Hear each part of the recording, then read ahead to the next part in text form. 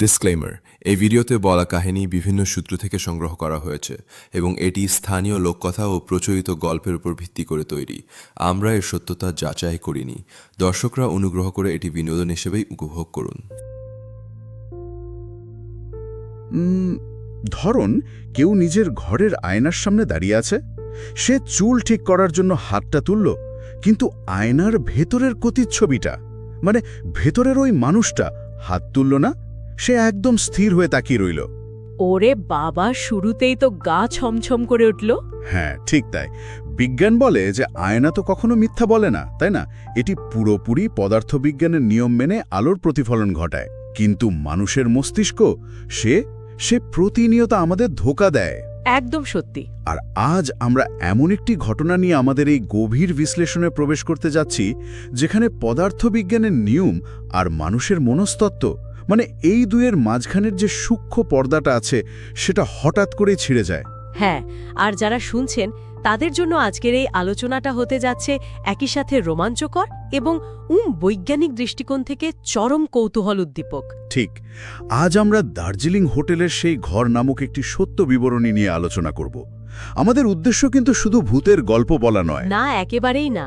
আমরা আসলে বুঝতে চাই কিভাবে একটি সাধারণ পাহাড়ি ছুটি একটা চিরস্থায়ী মানসিক আতঙ্কে পরিণত হলো। আর সবচেয়ে বড় কথা, আমাদের মস্তিষ্ক কিভাবে শূন্যতা থেকে ভয় তৈরি করে। এখানে সবচেয়ে আকর্ষণীয় দিকটি হল এই ঘটনাটিকে আমরা যদি কেবল একটি অতি প্রাকৃত গল্প হিসেবে দেখি, তবে আমরা এর পেছনের যে আসল বিজ্ঞানটা সেটা মিস করে যাব।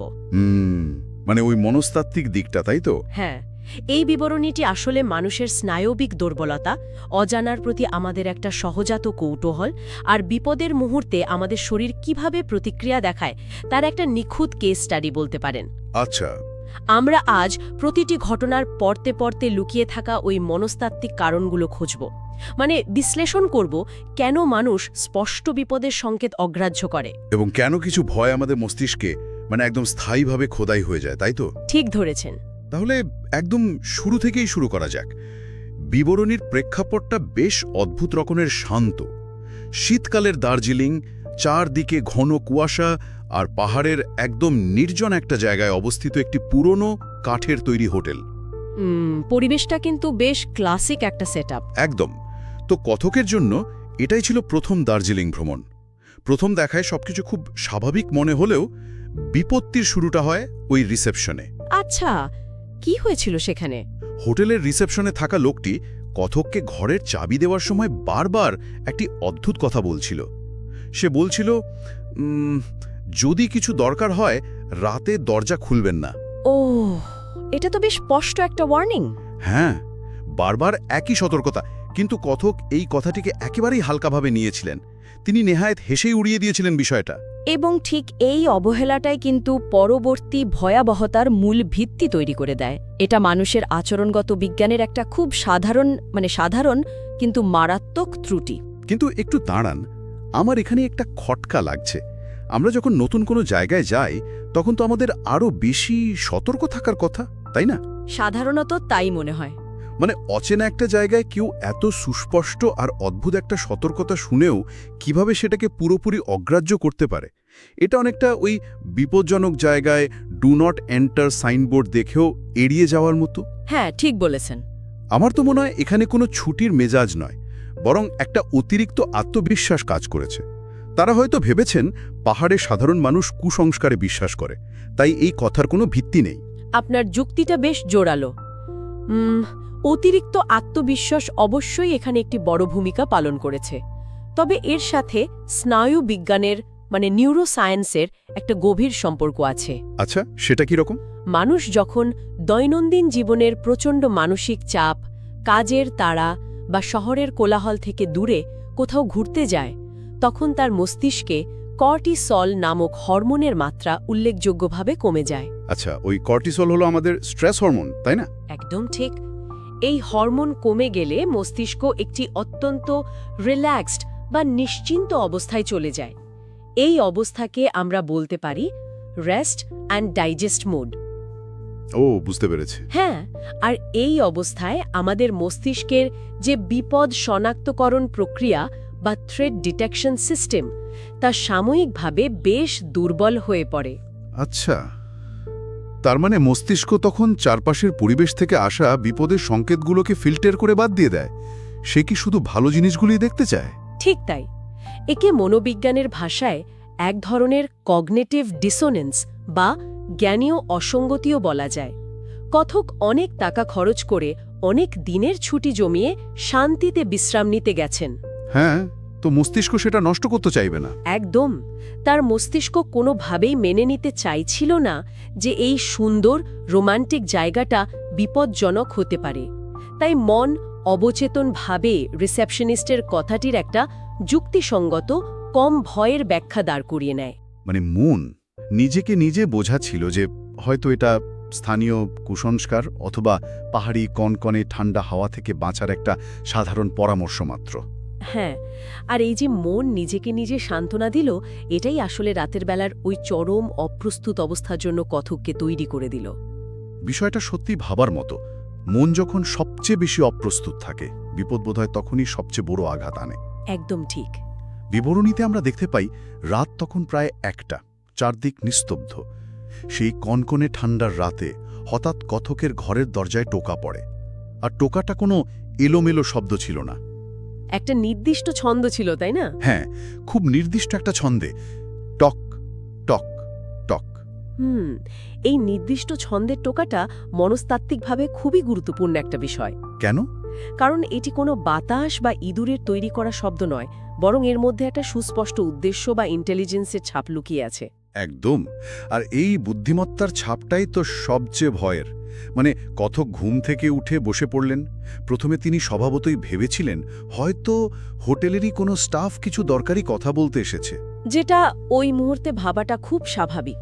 হ্যাঁ, তিনি দরজার কাছে গিয়ে ভেতর থেকেই জিজ্ঞেস করলেন কে, কিন্তু ওপাশ থেকে কোনো উত্তর মিলল না। একটু পরেই আবার টোকা পড়ল, আর এবার আগের চেয়ে আরও জোরে আর ভারী শব্দে। ওরে বাবা! এরপর কথক যা করলেন সেটা শুনে আমি আক্ষরিক অর্থেই চমকে গেছি। তিনি সোজা দরজাটা খুলে ফেললেন। হ্যাঁ, এটা একটা অদ্ভুত প্রতিক্রিয়া। যারা শুনছেন তারা একবার ভাবুন বিষয়টা। রাত 1টায় একটা নিস্তব্ধ পাহাড়ি হোটেলে, যেখানে রিসেপশনিস্ট আগেই মানা করেছে দরজা খুলতে, সেখানে এমন অদ্ভুত আওয়াজ শুনে আমি হলে তো ভূত দেখার আগেই ভয়ে হার্ট অ্যাটাক করে বসতাম। হাহা, অনেকেই হয়তো আপনার মতো ফিল করতেন। আর উনি কিনা দিব্যি দরজা খুলতে গেলেন। মানে কৌতূহল মানুষকে কতটা বেপরোয়া করতে পারে। আপনার এই প্রতিক্রিয়াটাই প্রমাণ করে যে মানুষ হিসাবে আমরা কতটা ভিন্নভাবে পরিস্থিতি মোকাবেলা করি। আপনি ভয় পেতেন, কিন্তু কথক দরজা খুলেছিলেন। কেন জানেন? কেন? কারণ এখানে আমাদের সামাজিক রীতিনীতি বা দীর্ঘদিনের অভ্যাসের একটা স্বয়ংক্রিয় প্রতিক্রিয়া কাজ করেছে। যখন কেউ দরজায় কড়া নাড়ে, আমাদের সামাজিক শিক্ষা আমাদের শেখায় দরজা খুলতে। ও, মানে এটা একদম রিফ্লেক্স অ্যাকশনের মতো হয়ে গেছে। হ্যাঁ, এটি আমাদের অবচেতন মনের একটি শর্ত সাপেক্ষ অভ্যাস। তাছাড়া কথকের মস্তিষ্ক তখনও চরম কোনো বিপদের আশঙ্কা করেনি। সে তখনও এর একটা যৌক্তিক ব্যাখ্যা খুঁজছিল। কিন্তু দরজা খোলার পর যা ঘটল সেটা সব যৌক্তিক ব্যাখ্যার বাইরে। দরজা খোলার পর তিনি কাউকে দেখতে পেলেন না। কেউ ছিল না করিডরে। না, পুরো করিডর একদম ফাঁকা, জনমানবহীন। শুধু কনকনে ঠান্ডা একটা হাওয়া তার গায়ে এসে লাগল। তিনি এক অদ্ভুত অস্বস্তি নিয়ে দরজাটা আবার বন্ধ করে দিলেন। এই জায়গাটা খুব ইন্টারেস্টিং। আমার প্রশ্ন হচ্ছে, দরজার ওপাশে কোনো ভয়ঙ্কর মূর্তি দেখলে মানুষ যতটা ভয় পেত, এই ফাঁকা করিডোর আর শূন্যতা কি তার চেয়েও অনেক বেশি ভয়ঙ্কর নয়? আপনি একদম নিখুঁত একটা জায়গায় আঘাত করেছেন। ভয়ঙ্কর কোনো মূর্তি দেখার চেয়ে শূন্যতা অনেক বেশি ভীতিকর। কিন্তু কেন? আমরা তো যেটা দেখি সেটাকেই বেশি ভয় পাওয়ার কথা। আসলে যখন আমরা চোখের সামনে কোনো বিপদের উৎস দেখতে পাই, তখন আমাদের মস্তিষ্ক জানে তাকে কিসের সাথে লড়তে হবে বা কার কাছ থেকে পালাতে হবে। আচ্ছা, মানে শত্রুটা চোখের সামনে দৃশ্যমান। ঠিক। কিন্তু যখন রাত একটা নিস্তব্ধ নীরবতার মধ্যে দরজার ওই অস্পষ্ট টোকা শোনার পর আমরা কাউকে দেখতে পাই না, তখন মস্তিষ্কে একটা শর্ট সার্কিটের মতো অবস্থা তৈরি হয়। তার মানে আমাদের চোখ মস্তিষ্ককে বলছে এখানে কেউ নেই, কিন্তু কান বলছে একটু আগেই কেউ একজন কড়া নেড়েছে। এই সাংঘর্ষিক তথ্যের কারণেই কি মস্তিষ্ক প্যানিক করতে শুরু করে? অবিকল তাই। মানুষের মস্তিষ্ক অসম্পূর্ণ তথ্য বা শূন্যতা একেবারেই সহ্য করতে পারে না। যখনই চোখ কোনো দৃশ্যমান বিপদের তথ্য দিতে ব্যর্থ হয়, তখন মস্তিষ্ক সেই শূন্যস্থান পূরণের জন্য কল্পনার আশ্রয় নেয়। আর মানুষের কল্পনা তো অনেক সময় বাস্তবতার চেয়েও বেশি ভয়ঙ্কর হয়। একদম। মস্তিষ্ক তখন সবচেয়ে খারাপ সম্ভাব্য দৃশ্যপটগুলো তৈরি করতে শুরু করে। সাথে ওই যে কনকনে ঠান্ডা হাওয়ার কথা বললেন, এটি শুধু তাপমাত্রার পতন নয়, আমাদের স্নায়ুতন্ত্র এই হঠাৎ ঠান্ডাকে একটি অদৃশ্য অশুভ উপস্থিতির শারীরিক প্রমাণ হিসাবে গ্রহণ করে। এই অদৃশ্য ভয়ের অনুভূতি নিয়েই তিনি দরজা বন্ধ করে আবার নিজের সুরক্ষিত ঘরে ফিরে এলেন। তিনি হয়তো ভেবেছিলেন বাইরের করিডোরে যাই থাকুক না কেন, তার নিজের ঘরেরটা নিরাপদ। কিন্তু আসল ভয়টা তো ঘরের ভেতরেই অপেক্ষা করছিল, তাই না? হ্যাঁ, এরপরই আসে গল্পের সবচেয়ে বড় ধাক্কাটা। বাইরের ভয় এবার ঘরের ভেতরে প্রবেশ করে। এবং এই মুহূর্তটাই পুরো বিবরণীকে একটা সাধারণ ভূতের গল্প থেকে একটা চরম মনস্তাত্ত্বিক আতঙ্কের দলিলে পরিণত করে ফেলে। ঠিক বলেছেন। ঘরের ভেতরে ফিরে আসার পর হঠাৎ কথকের চোখ পড়ে ঘরের এক কোণে রাখা পুরনো আয়নাটির দিকে।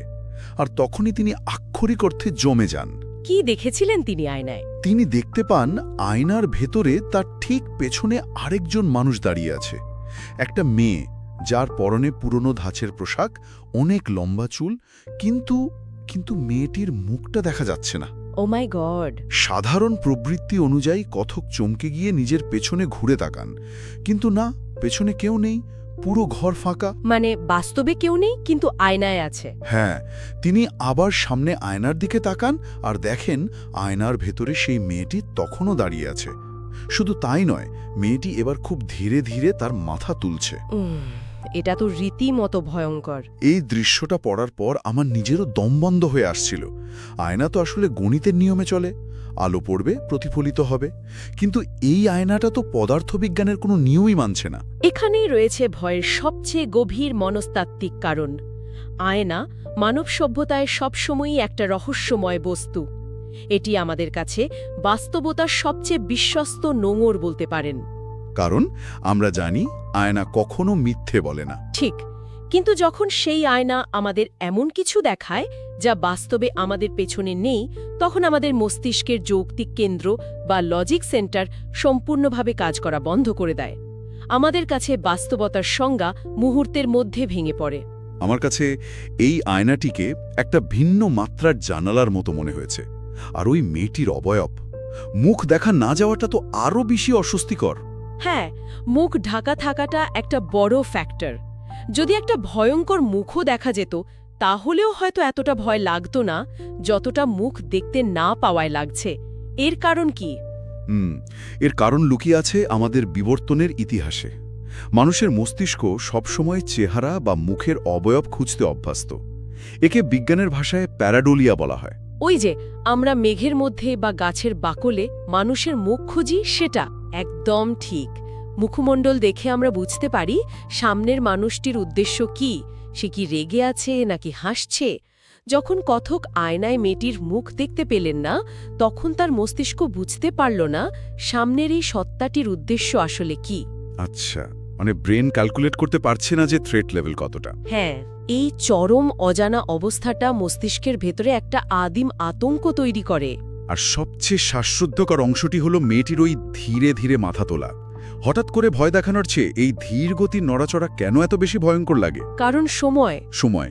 সিনেমাতেও তো আমরা দেখি হঠাৎ করে কিছু সামনে চলে এলে আমরা চমকে উঠি, কিন্তু সেটা তো স্থায়ী ভয় না। ঠিক, সিনেমাতে যে হঠাৎ চমকে দেওয়া হয় তাকে আমরা বলি জাম্প স্কেয়ার বা আকস্মিক ভয়ের চমক।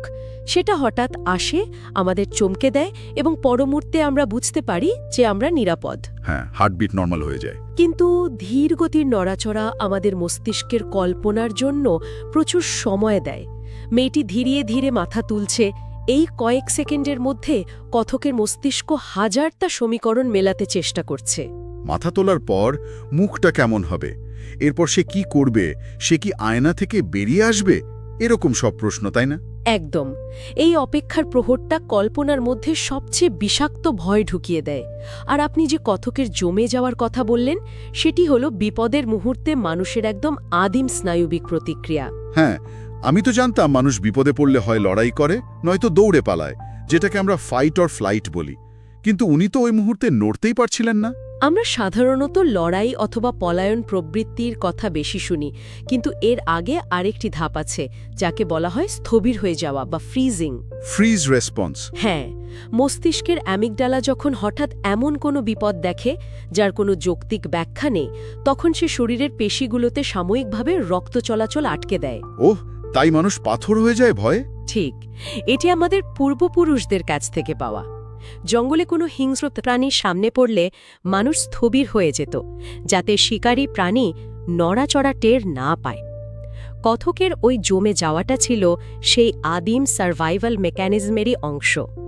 কিন্তু কথকের এই স্থবির অবস্থা খুব বেশিক্ষণ স্থায়ী হয়নি। বিবরণীতে স্পষ্ট বলা আছে, মেয়েটির মাথা তোলার দৃশ্যটা আর 1 সেকেন্ডও সহ্য না করতে পেরে তিনি দৌড়ে ঘরের দরজা খুলে সোজা নিচে রিসেপশনে চলে যান। মানে ফাইনালি তার পলায়ন প্রবৃত্তি বা ফ্লাইট রেসপন্স এখানে কাজ করেছে। হ্যাঁ, মস্তিষ্ক যখন অবশ্যই বুঝতে পারে যে এই বিপদের সাথে কোনোভাবেই লড়াই করা সম্ভব নয় এবং এটি কোনো স্বাভাবিক প্রাণী নয়, তখন সে শরীরের সমস্ত শক্তি পায়ে পাঠিয়ে দেয় পালানোর জন্য। কিন্তু নিচে যাওয়ার পর কি হলো? দৌড়ে নিচে যাওয়ার পর কথক যে উত্তর পান তা এই ভয়কে কমানোর বদলে যেন চিরস্থায়ী একটি ট্রমা বা মানসিক আঘাতে পরিণত করে দেয়। কি বলেছিল রিসেপশনিস্ট? নিচে গিয়ে হাঁপাতে হাঁপাতে কথক রিসেপশনিস্টকে আয়নার ভেতরের সেই ভয়ঙ্কর দৃশ্য এবং দরজার কড়া নাড়ার কথা খুলে বলেন। সব শুনে রিসেপশনিস্টের মুখ একদম ফ্যাকাশে হয়ে যায়।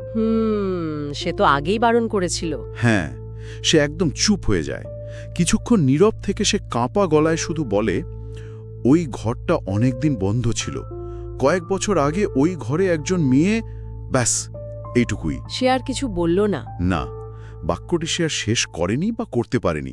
পরের দিন সকালেই কথক সেই অভিশপ্ত হোটেল ছেড়ে দেন। আপনি যদি মনস্তাত্ত্বিক দিক থেকে বিচার করেন, তবে এই অসমাপ্ত বাক্যটি হল এই পুরো ঘটনার সবচেয়ে ভয়ঙ্কর অংশ। তাই কি? হ্যাঁ, এটি একটি নিখুঁত মানসিক ফাঁদ। আমার তো মনে হচ্ছে এটি এমন একটা ধাঁধা যার শেষ টুকরোটি চিরকালের জন্য হারিয়ে গেছে। আমরা জানি না মেয়েটির কি হয়েছিল, খুন, আত্মহত্যা নাকি অন্য কোনো রহস্যময় ঘটনা। ঠিক। আর মেয়েটি বা আয়নার ভেতরে কি করছিল? এই অসমাপ্ত বাক্যটি কি আসলে এই গল্পটাকে মানুষের মনের ভেতর গেঁথে দেয়? একদম সঠিক পয়েন্টই ধরেছেন। মনোবিজ্ঞানের ভাষায় একে বলা যায় অসমাপ্ত তথ্যের প্রভাব বা জাইগার্নিক এফেক্ট। আচ্ছা, সেটা কিভাবে কাজ করে? কম্পিউটারে যেমন কোনো প্রোগ্রাম যদি পুরোপুরি বন্ধ না হয়ে ব্যাকগ্রাউন্ডে চলতে থাকে, তাহলে এটা প্রসেসরের উপর চাপ ফেলে আর ব্যাটারি শেষ করতে থাকে, মানুষের মস্তিষ্ক ঠিক একইভাবে কাজ করে। মানে ব্রেন একটা কনক্লুশন বা সমাপ্তি চায়। ঠিক তাই, মস্তিষ্ক যে কোনো ঘটনার একটা ক্লোজার চায়। যখন রিসেপশনিস্ট মেয়েটির কি হয়েছিল তা পরিষ্কার করে বলল না, তখন সে কথকের মস্তিষ্কে একটা বিশাল ওপেন লুপ বা খোলা চক্র তৈরি করে দিল। তার মানে যেহেতু মস্তিষ্ক জানে না শেষ পর্যন্ত কি হয়েছিল, তাই সে বারবার ওই ঘটনাটা প্লে করতে থাকে সমাধানের আশায়। একদম। আর এই না বলা কথাগুলোই শ্রোতা বা পাঠকের মনে সবচেয়ে ভয়াবহ পরিণতির কল্পনা তৈরি করতে বাধ্য করে। মানুষের মন অস্পষ্টতাকে ঘৃণা করে। সে যে কোনো মূল্যে সেই গল্পের শেষটা জানতে চায়। হ্যাঁ, আর যখন জানতে পারে না, তখন সে নিজের ভেতরে লুকিয়ে থাকা সবচেয়ে অন্ধকার ভয়গুলো দিয়ে ওই গল্পের সমাপ্তি আঁকতে চেষ্টা করে। তাহলে এই সব কিছুর শেষ পরিণতি কি দাঁড়াচ্ছে?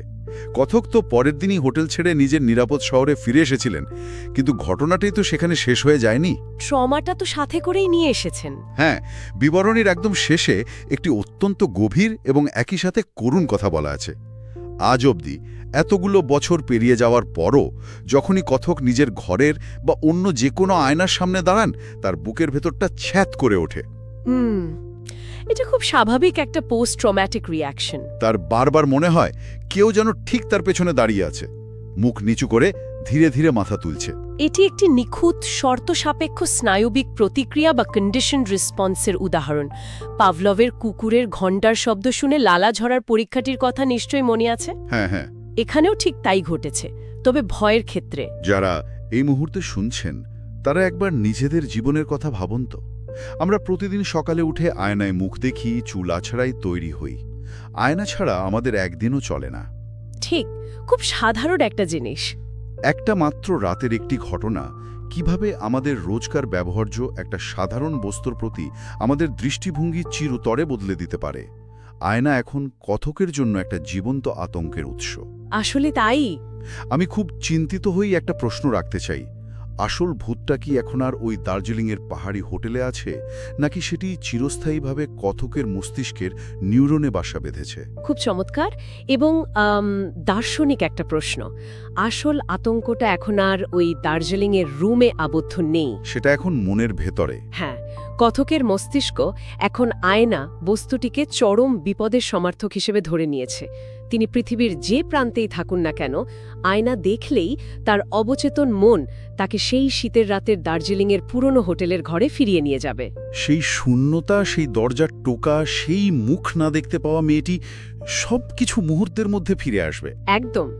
ভূতটা এখন সত্যি তার মনের একটা অবিচ্ছেদ্য অংশে পরিণত হয়েছে। তিনি যেখানেই যাবেন এই আতঙ্ক তার সাথেই ভ্রমণ করবে। সত্যি, বিষয়টা যত ভাবছি তত ঘা শিউরে উঠছে। তাহলে আজকের এই আলোচনার একটা সারসংক্ষেপ যদি আমরা টানি, আমরা দেখলাম কিভাবে দার্জিলিংয়ের একটা সাধারণ শীতের ছুটি মানুষের অতিরিক্ত আত্মবিশ্বাস আর একটা ছোট সতর্কবার্তাকে অগ্রাহ্য করার কারণে চিরস্থায়ী এক আয়নাভীতিতে পরিণত হলো। হ্যাঁ, একটা ভুল সিদ্ধান্ত কিভাবে পুরো জীবন বদলে দেয়। আমরা শুরু করেছিলাম মস্তিষ্কের বিশ্রাম নেওয়ার প্রবৃত্তি দিয়ে, কিন্তু শেষ করলাম মানুষের মনের এক অন্ধকার এবং অসমাপ্ত ট্রমা দিয়ে, যা প্রমাণ করে আমাদের মন কত সহজে ধোঁকা খেতে পারে। এবং এই পুরো আলোচনাটি আমাদের মনে করিয়ে দেয় যে চারপাশের জগতের চেয়ে আমাদের ভেতরের জগৎটা অনেক বেশি রহস্যময়। কিছু কিছু দরজা, কিছু কিছু সতর্কতা শুধু বাস্তবে নয়, রূপকার্থেও মেনে চলা উচিত। একদম ঠিক কথা। অজানাকে জানার কৌতূহল মানুষের সহজাত প্রবৃত্তি হলেও কিছু কৌতূহলের মূল্য চোকাতে হয় সারা জীবনের মানসিক শান্তি দিয়ে। একদমই তাই। তবে আজকের এই গভীর বিশ্লেষণ শেষ করার আগে যারা শুনছেন তাদের জন্য আমি একটা নতুন কিন্তু অত্যন্ত প্রাসঙ্গিক চিন্তার খোরাক রেখে যেতে চাই। সেটা কি? এতক্ষণ তো আমরা কথকের ভয়, আয়নার রহস্য আর মানুষের মস্তিষ্কের খেলা নিয়ে অনেক কথা বললাম, কিন্তু একবার উল্টো দিক থেকে ভেবে দেখুন তো। মানে? ওই রিসেপশনিস্টের সতর্কবার্তাটার কথা মনে আছে? সে বলেছিল রাতে দরজা খুলবেন না। সে কিন্তু একবারও বলেনি যে কেউ কড়া নাড়ালে দরজা খুলবেন না। সে সরাসরি দরজা খুলতেই নিষেধ করেছিল। ও মাই গড, এটি কিন্তু একটা ভয়ঙ্কর দৃষ্টিভঙ্গি, তাই না? ভেবে দেখুন, সে কি চাইছিল না যে বাইরের কোনো বিপদ দরজা দিয়ে ঘরের ভেতরে প্রবেশ করুক, নাকি সে আসলে চাইছিল ওই ঘরের ভেতরের জিনিসটা, আয়নার ভেতরের ওই অশুভ সত্তাটা যেন কোনোভাবেই দরজা খুলে ওই ঘর থেকে বাইরে বেরোতে না পারে? তার মানে কথক দরজা খুলে? হ্যাঁ, হয়তো কথক দরজাটা খুলে বাইরের কাউকে ভেতরে ডাকেননি, বরং ভেতরের কিছু একটাকে বাইরে বের হওয়ার রাস্তা করে দিয়েছিলেন। এই চিন্তাটা তো আগের সব ভয়ের চেয়েও বেশি ভয়ঙ্কর। এই রোমাঞ্চকর আর পিলে চমকানো অনুভূতি নিয়েই আজকের মতো আমাদের এই আয়োজনটি এখানেই শেষ করছি। আমাদের চারপাশে ছড়িয়ে থাকা এমন আরও অনেক অদেখা, অজানা এবং রহস্যময় বিষয় নিয়ে ভবিষ্যতে আরও এমন গভীর বিশ্লেষণে আপনাদের সাথে যুক্ত হওয়ার আমন্ত্রণ রইল। সবাই ভালো থাকবেন আর সাবধানে থাকবেন। হ্যাঁ, ততদিনের জন্য রাতে নিজের ঘরের আয়নার দিকে তাকানোর সময় একটু খেয়াল রাখবেন, প্রতিচ্ছবিটা কি শুধুই আপনার? ভালো থাকবেন।